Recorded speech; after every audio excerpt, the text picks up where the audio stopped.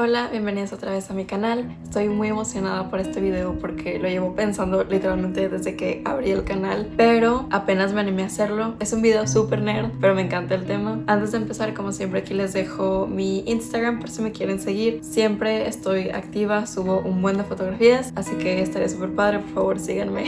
Y bueno, este video va a estar hecho como parte de narración alternativa a un capítulo titulado Escribió Shakespeare las obras de Shakespeare, así como lo puse al video, con investigación adicional sobre teorías, etcétera, etcétera. Este capítulo sale en un libro que leí hace muchos años, como en el 2015, que se llama La noche en la que Frankenstein leyó el Quijote, de Santiago Posteguillo. El subtítulo es La vida secreta de los libros, porque los libros tienen 1001 vidas. Esta es una novela publicada en el 2012. Santiago Posteguillo es un profesor de España, es titular de la lengua y la literatura, estudió literatura creativa y lingüística, así como análisis de discurso en el Reino Unido y un millón de cosas más, así que prácticamente es un genio en todo lo que hace, en todo lo que dice, en todo lo que escribe, estudia, etcétera, etcétera. Es una genialidad de hombre. El libro consta de 24 capítulos que van en orden cronológico, iniciando con cosas como quién inventó el orden alfabético y para qué, hasta títulos y capítulos que nos hablan como de el nuevo pergamino literario que es el ebook y hacia dónde va la literatura hoy en día. Entre todos esos capítulos también menciona a diferentes autores famosos como Tolkien, Dickens, Alejandro Dumas, la cuestión de Hitler con la literatura. Narra cosas muy curiosas como cuando Sir Arthur Conan Doyle intentó matar a Sherlock Holmes para terminar de una vez con todas con este personaje y recibió tantas amenazas de muerte que tuvo que revivir al personaje, y aquí es cuando crea la famosa escena en la que Sherlock finge su muerte para seguir combatiendo a Moriarty, uno de los más increíbles villanos en toda la historia. Me fascina. Simplemente toca demasiadas curiosidades de los libros, cosas que como historias dentro de la literatura que uno normalmente no sabría, pero bueno, nos vamos a enfocar en William Shakespeare. Como todos saben, William Shakespeare fue un dramaturgo, poeta y escritor inglés, y es considerado el escritor más importante de la lengua inglesa y uno de los mejores en la literatura universal, así que son títulos bastante importantes. Shakespeare es autor de grandes obras como Romeo y Julieta, Hamlet, Macbeth, Otelo,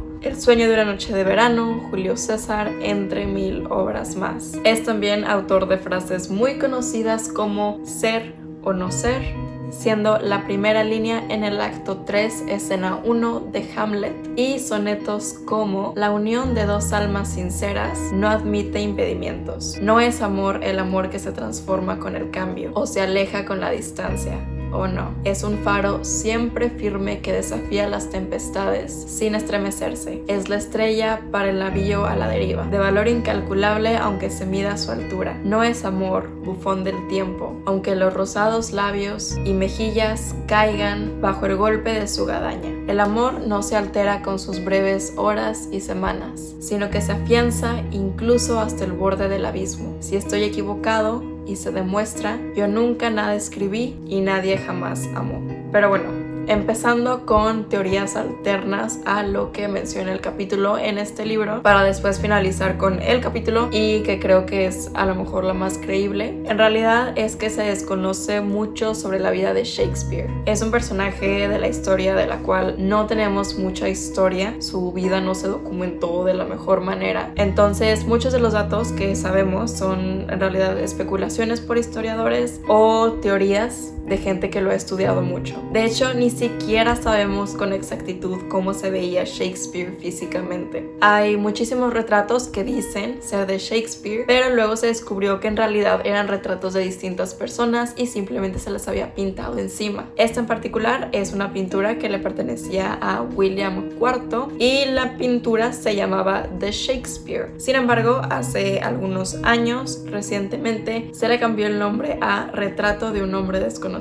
Sabemos también que Shakespeare nació alrededor de abril de 1564, sin embargo no se sabe con exactitud qué día. Se sabe que vivió en Stratford, Inglaterra, y que se bautizó el 26 de abril. Entonces mucha gente cree que su cumpleaños pudo haber sido el 23 de abril, porque en ese tiempo a los niños se les bautizaba 3 días después de haber nacido. Entonces podría ser que fuera el 23 de abril, pero aún así no es nada seguro. Es más, ni siquiera se sabe si Shakespeare fue a la escuela. No hay ningún documento que pruebe que tuvo algún tipo de educación, pero sí se sabe con exactitud que no cursó la universidad. A los 18 años se casa con una joven llamada Anne Hathaway y con ella tuvo 3 hijos. En su vida escribió 4 poemas, 37 obras y 154 sonetos. Y esto es bastante trabajo. Sin embargo, nada de esto se menciona en su acta de defunción, lo cual está raro.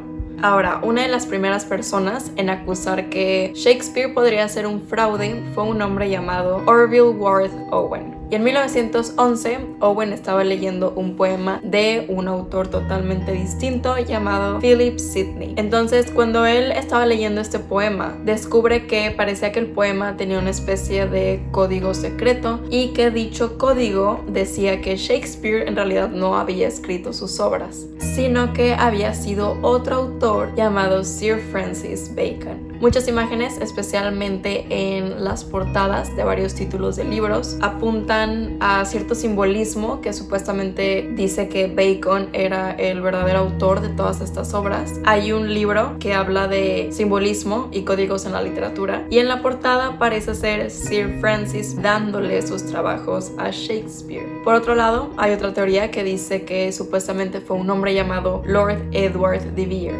quien era el 17º conde de Oxford.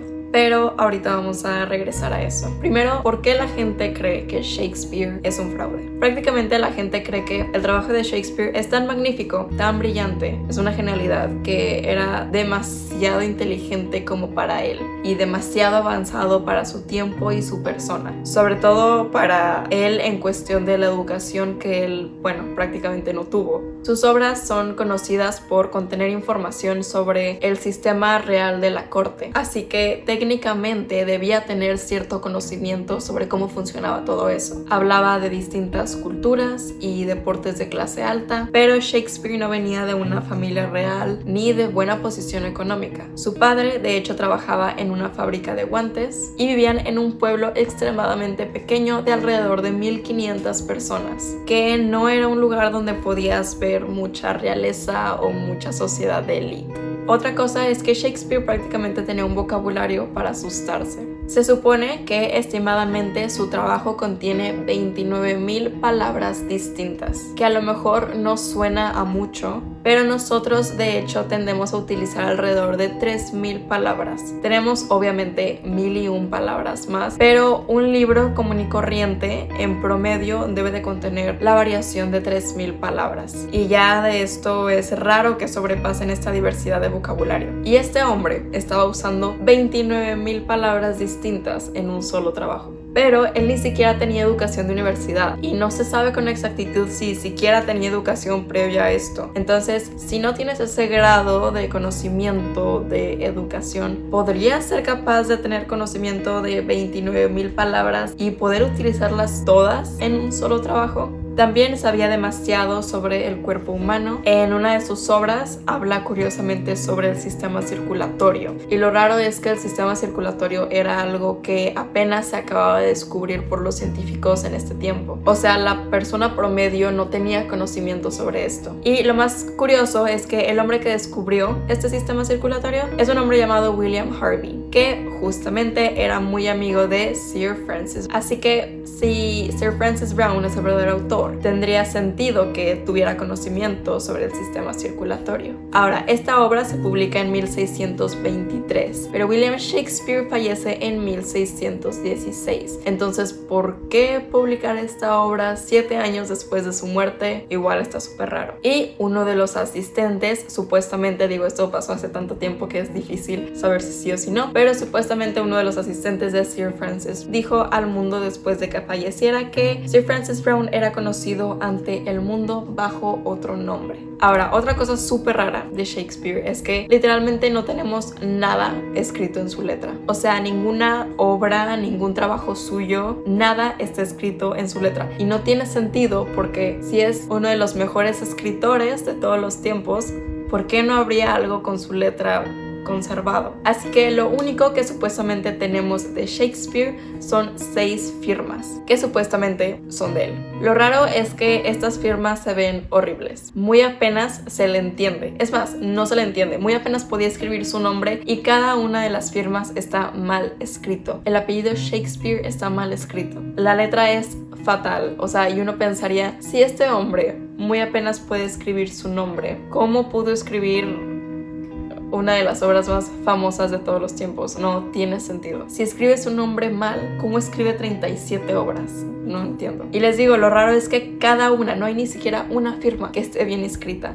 Incluso la de su testamento está mal escrita. Y algo que tiene sentido con la última teoría que voy a mencionar es que hablaba mucho sobre otros países, sobre vida en otros países. Muchas de sus obras tenían lugar en Italia y hablaban específicamente sobre leyes de Italia. Hay documentos que prueban que Lord de Vere estuvo viviendo cierto tiempo allá. Y otra razón por la que creen que pudo haber sido este señor de Vere es por un hombre llamado J. Thomas Looney. Ahora, él estaba convencido de que Shakespeare era un fraude y quería probar esto con todas sus fuerzas, así que a principios de 1900 se topó con un libro titulado The Art of English Policy o El arte de la política inglesa, y este libro se escribió en 1589 y hay una cita en el libro que dice: conozco a un caballero muy conocido en corte que ha escrito y lo ha suprimido de nuevo, o alguien más ha sufrido que este fue publicado sin su propio nombre en él,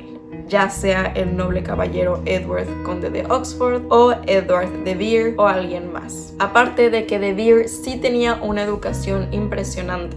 Quien cuidaba de él, un tal Lord Burleigh, lo puso con el mejor maestro de latín de Inglaterra y tenía títulos en Cambridge y Oxford. Muchos de los sonetos de Shakespeare también eran escritos para el conde de Southampton, quien era guardia de Vere Lee, quien en algún punto casi se casa con la hija de Vere, así que igual es como una red súper rara. Muchos de sus trabajos también hablan sobre el estar cerca de la muerte o de la muerte como tal, y de Vere de hecho sí falleció al muy poco tiempo, mientras que por otro lado Shakespeare apenas estaba en sus 30s, así que si estás en tu edad joven, ¿por qué escribirías sobre estar cerca de la muerte? Ahora, de Vere muere en 1604 y fue sepultado en el cementerio Hackney, en el norte de Londres, pero su familia cree que alguien cavó su tumba, sacó el cuerpo y fue trasladado a Westminster Abbey, donde muchos escritores famosos han sido enterrados. La pensión de Vere también coincide con los gastos que hacía William Shakespeare. Un doctor llamado John Ward escribió sobre esto en un libro de 1662, donde dice que Shakespeare gastaba alrededor de 1000 libras al año en sus obras, y raramente la reina Elizabeth le daba 1000 libras al año a de Vere. Y regresamos al anterior, Shakespeare, ¿de dónde sacaba este dinero si era hijo de un fabricante de guantes? Ahora, Shakespeare muere el 23 de abril de 1616 y antes de morir, en su testamento, él puso lo que quería que se hiciera con su enorme casa,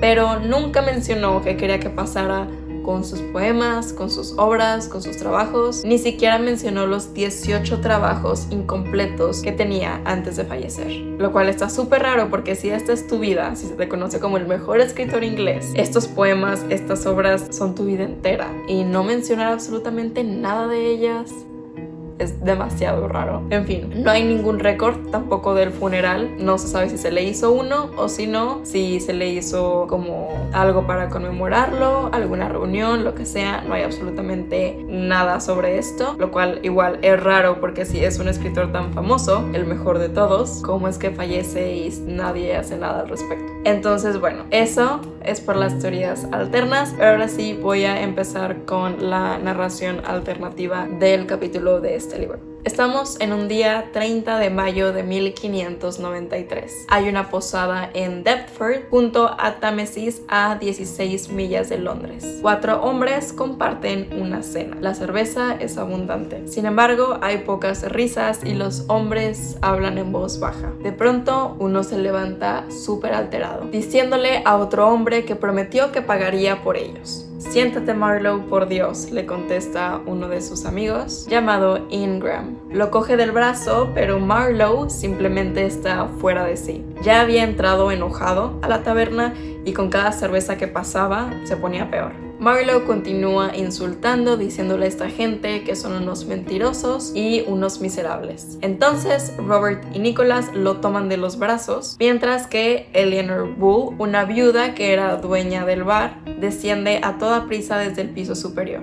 Marlowe se zafa de sus compañeros y esgrime una daga ante el perplejo rostro de su compañero, o sea, de Ingram. Insiste en que todos son unos traidores y que todos van a pagar por la cuenta, y ninguno entiende por qué Marlowe se ha puesto tan violento y no se puede controlar. Eleanor intenta detener el pleito, pero todo es inútil. Marlowe, borracho, embiste con la daga a Ingram, pero, no obstante, Ingram ha estado en bastantes peleas de tabernas, así que logra reaccionar a tiempo y le tuerce la muñeca a Marlowe, y entonces así logra soltar la daga. Lo siguiente que se oye es el grito de agonía de Marlowe, a la vez de que un gran charco de sangre empieza a aparecer. En este momento se abre la puerta del bar y llega Danby. Danby era el juez de la reina y curiosamente estaba de paseo por esta misma zona cuando escuchó todo el pleito. El juez grita que qué está ocurriendo en nombre de la reina y que todo esto se detenga. A los pocos minutos, el cuerpo de Christopher Marlowe, poeta y autor del teatro isabelino, es puesto en una carreta acompañando a un cuerpo de un ahorcado. Eleanor Bull y otros testigos están declarando. Ingram es detenido por posible asesinato y Danby parte hacia Londres custodiando a Ingram y se adelanta junto con el grupo de hombres que van con la carreta cargando el cuerpo de Marlowe y de este hombre recién ahorcado. Ya más despacio en la carreta, con Robert y Nicholas velando a Marlowe y al fallecido, cruzan de Deptford a los 2 cadáveres. Justo a la salida del pueblo, el cuerpo de Marlowe se levanta y abre los ojos. Se sienta y exclama que ¿qué es esto rojo que tiene encima? Ahora ni Robert, ni Nicholas, ni el conductor de la carreta se sorprenden y le explican que es sangre de vaca y que se calme y que guarde silencio, si no, de veras los van a matar a todos. Marlowe obedece y aunque a regañadientes, maldiciendo el mal olor de la sangre, se recuesta de nuevo en la carreta y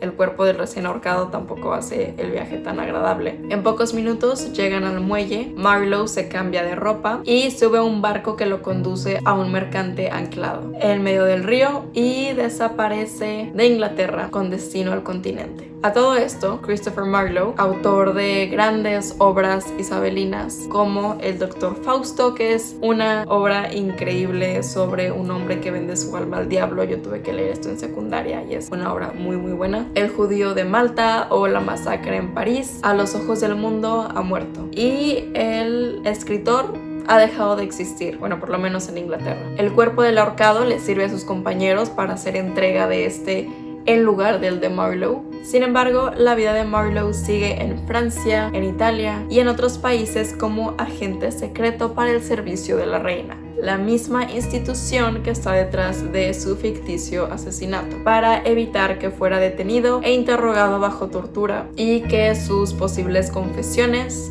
delataran a altos funcionarios de la corona inglesa, para la cual había estado trabajando durante varios años. Marlowe, desde Europa, envía distintas correspondencias a Londres, pero también envía algo más. Y es que su vieja pasión, un extraño vicio que le carcome las entrañas, no ha muerto. De noche, cuando no puede dormir, o quizá en medio de un insomnio motivado por preocupaciones, sigue escribiendo. Y así es como supuestamente nace Hamlet, Otelo, Romeo y Julieta, El mercader de Venecia, Mucho ruido y pocas nueces, Antonio y Cleopatra, Macbeth, entre otros. Marlowe envía sus escritos a Inglaterra. y lo hace a su buen amigo Thomas Walsingham, primo de Francis Walsingham, que fue secretario de la reina Isabel. Thomas, admirado por la calidad de tal obra que envía, busca a un hombre, a un joven actor, y le ofrece un pacto, que este sea la imagen, la cara, la persona que firme estos nuevos escritos de Marlowe, supuestamente muerto en una pelea de taberna. Este joven actor de nombre William Shakespeare acepta. Al fin y al cabo era pobre, no tenía nada que perder. Ahora, puede que sea todo esto cierto o solamente una historia que la verdad coincide bastante bien. La corriente dominante de la literatura inglesa sigue siendo la que considera a Shakespeare como fiel autor original de todas estas obras que habitualmente se le atribuyen. Pero igual hay quienes siguen dudando que Shakespeare, un hombre con cero formación académica, pudiera ser el verdadero autor. Así, Saylor en 1895 y Webster en 1923 plantean sus dudas de forma rigurosa en diferentes publicaciones académicas. A esto se une que en 1925 se descubre el documento oficial sobre la investigación de la muerte de Marlowe. Ingram recibió un indulto de la reina 4 semanas más tarde de que matara a Marlowe, alegándose en defensa propia. Los testigos prestaban contradicciones muy extrañas en las declaraciones y es súper raro que justo ese día, en esa noche, el juez de la reina Isabel Danby estuviera pasando y escuchara el alboroto y se metiera y todo esto. En 1955, Calvin Hoffman y en 1994, A.D. Wright continuaron defendiendo con todo tipo de argumentaciones literarias y policiales de que Marlowe en realidad era el verdadero autor de estas obras. Su argumentación cobra aún más fuerza con el hecho de que un tal Marlowe se paseaba por Europa entre 1593, año después de su supuesta muerte, y 1627, apareciendo en distintas ciudades como Padua, Rutland y hasta la hispana Valladolid. Y también, por supuesto, estuvo bastante tiempo en Italia. De quien sí se sabe cuándo murió con exactitud es de Calvin Hoffman en 1987.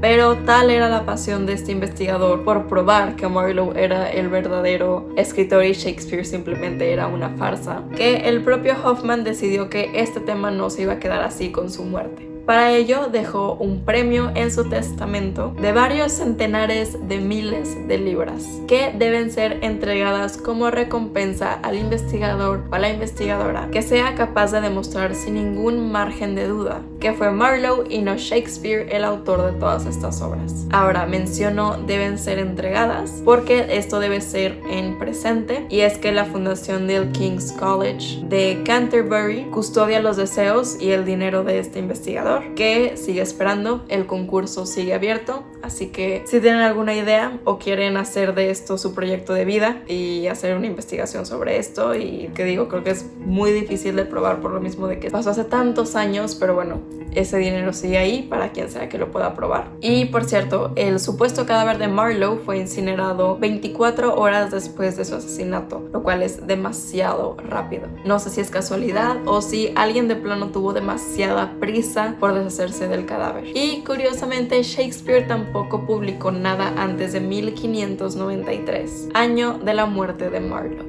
Pero en fin, hay gente que cree en las casualidades, hay quienes no. Hay una teoría más súper chiquita, hay gente que cree que Shakespeare en realidad era un colectivo de jóvenes escritores que escribían entre todos o muchos y firmaban bajo un mismo nombre, pero lo dudo. En fin, ustedes díganme qué opinan, díganme si han hecho más investigación sobre esto, me lo pueden dejar en los comentarios. Espero que les haya gustado, denle like si les gustó, compártanlo, suscríbanse y nos vemos para otro video. Bye.